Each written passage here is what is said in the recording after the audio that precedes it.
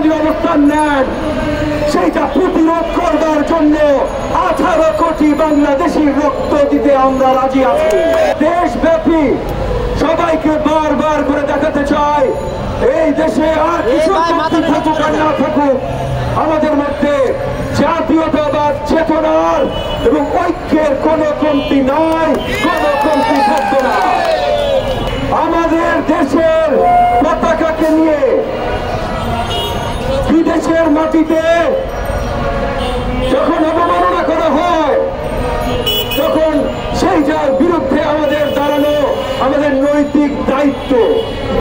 কিন্তু একই জায়গায় মনে রাখতে হবে যে আমাদের পতাকাকে কেউ অবমাননা করলে যেমন আমরা চিন্তা করে ভাবে মেনে নিব না, আমরাও যেন অন্য কাউকে অবমাননা না করি।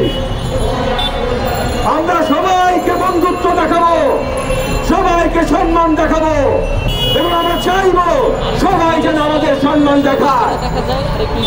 গত 15.5 বছর ভারতের সাথে বাংলাদেশের যে সম্পর্ক ছিল, এইটা সম্মানের ভিত্তিতে সম্পর্ক ছিল না। 15.5 বছর ভারতীয় সরকার বাংলাদেশকে দেশ হিসাবে, আমাদের জনগণকে জাতি হিসাবে এবং আমাদের রাজনীতিবিদ হিসাবে কোন ধরনের সম্মান করে নাই। কিন্তু মনে রাখতে হবে যে এখানে শুধু ভারতের একার দোষ না, হাসিনা সরকার যেটা দাঁড়া করিয়েছিল, তারা ভারতের হাতে এই ধরনের শক্তি তুলে দিয়েছিল। হাসিনা সরকারকে যখন আমরা টেনে নামিয়েছি, তখন ভারতের এই সম্পর্ক আর কোনোদিন বাস্তবায়ন হবে না ইনশাআল্লাহ। তো ভারত এখন বোধহয় বুঝতে শুরু করেছে। 2 দিন আগে ভারতীয় ফরেন সেক্রেটারি বাংলাদেশের মাটি থেকে ঘুরে গেছেন। এই ডিপ্লোম্যাটিক যে মিশন থেকে উনি ঘুরে গেছেন, এখানে যে বার্তা দিয়ে গেছেন এবং এখান থেকে ফিরে যে তার দেশের পার্লামেন্টে যে বার্তা দিয়েছেন, তাতে আমরা ছোট্ট হলেও একটি ইঙ্গিত পাই যে ভারত বাংলাদেশের সম্পর্ক এখন নতুন একটা ধারায় প্রবাহিত হওয়া শুরু করবে। আমরা এইটাই দেখতে চেয়েছিলাম। গত 15.5 বছর ভারত কতটা অসম্মান আমাদেরকে করেছে, ভারতীয় গণমাধ্যম গত 4 মাস আমাদের বিরুদ্ধে কতটা মিথ্যাচার করেছে, সেইটার প্রতিশোধ নেওয়ার তার প্রয়োজন আমাদের নাই। আমাদের যেটা প্রয়োজন সেটা হলো প্রতিরোধ করবা।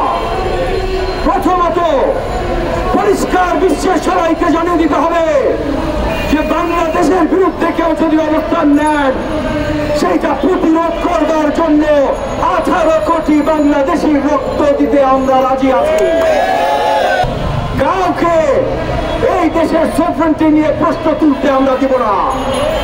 বাংলাদেশকে নিয়ে যখন মিথ্যাচার হয়, সেইটার বিরুদ্ধে শক্তভাবে আমরা দাঁড়াবো এবং আমরা দাঁড়িয়েছি। অন্তর্বর্তীকালীন সরকারের কাছে আমরা আবেদন করেছি যেন আরো শক্ত পদক্ষেপ নেওয়া হয় বিশ্বব্যাপী এই মিথ্যাচার রুখে দেওয়ার জন্য। সরকার যা যা করছে আমরা সাধুবাদ জানাই, তবে আমরা এটাও বলি যে আরো অনেক বেশি করা দরকার। আমরা আমাদের জায়গা থেকেও সবাই চেষ্টা করছি।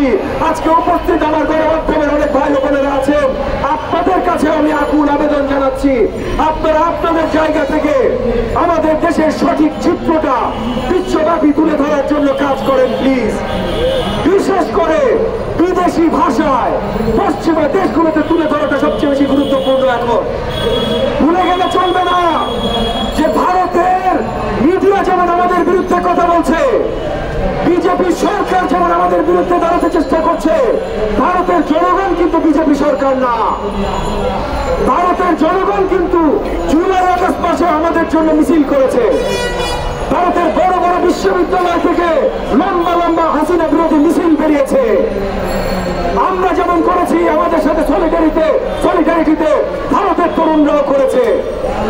আজকে সেই তরুণদেরও জানানো প্রয়োজন যে এই যে মোদী সরকার যে মিথ্যাচার করছে, এটা তাদের উপরে আগামীতে নিপীড়ন করার জন্য মিথ্যাচার করছে। শুধু বাংলাদেশের বিরুদ্ধে না, কিন্তু বাংলাদেশের বিরুদ্ধে যখন ভারতের সরকার এবং হাসিনা নিপীড়ন করেছে, তখন বাংলাদেশের জনগণের জন্য ভারতের যে তরুণরা রাস্তায় নেমেছে, সেই তরুণদের দেখে মোদী সরকার ভয় পেয়ে গেছে। সেই তরুণদের দেখে মোদী সরকার ভয় পেয়ে গেছে যে হাসিনার বিরুদ্ধে যদি নেমে তরুণরা হাসিনাকে নামাইতে পারে, তাহলে আমার বিরুদ্ধে তরুণরা নেমে আমাকেও নামাইতে পারে। তাইলে এই তরুণদেরকে এখন ভুল কিছু বুঝাইতে হবে। তো সেই তরুণদের আমাদের একটা দায়িত্ব আছে, ভারতের তরুণদের কাছে সত্য পৌঁছে দেয়া এবং আমাদের সবার ঐক্যবদ্ধভাবে কাজ করা।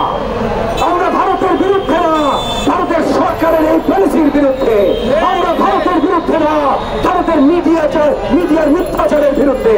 আমরা ভারতের বিরুদ্ধে না, আমরা একসাথে নতুন সমৃদ্ধ বাংলাদেশ গড়ার জন্য ভারতের এই যে আগ্রাসন, এইটার বিরুদ্ধে। এবং একই সাথে মনে রাখতে হবে, আমরা যদি ঐক্য বজায় না রাখতে পারি তাহলে আমরা শুধু ভারতের বিরুদ্ধে না, কারোর বিরুদ্ধেই দাঁড়াইতে সক্ষম হব না।